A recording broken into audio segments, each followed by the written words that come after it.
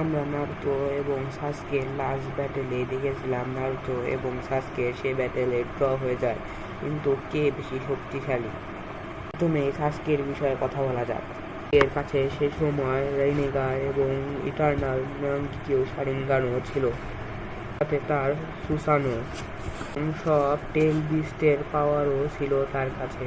তার কাছে চিদোরিও ছিল এবং ফায়ার স্টাইল জুৎসুও ছিল এবং তার পাওয়ারফুল অ্যাটাক ইন্দ্রা অ্যারো ছিল।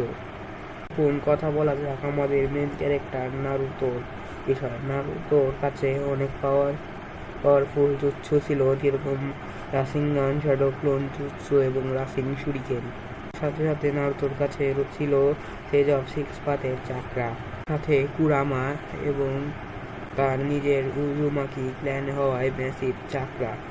আমরা প্রত্যেকবারই দেখেছি ইন্দ্রার রিকার্নেশনের চেয়ে আসুরার রিকার্নেশন প্রত্যেকবারই শক্তিশালী হয়, সেরকম নারুতো এবং সাসকের বেলায়ও নারুতো অনেক শক্তিশালী এবং ওই ব্যাটেলটা ড্র হওয়ার কারণ নারুতো সেই ব্যাটেলে সিরিয়াসলি ফাইট করছিলই না।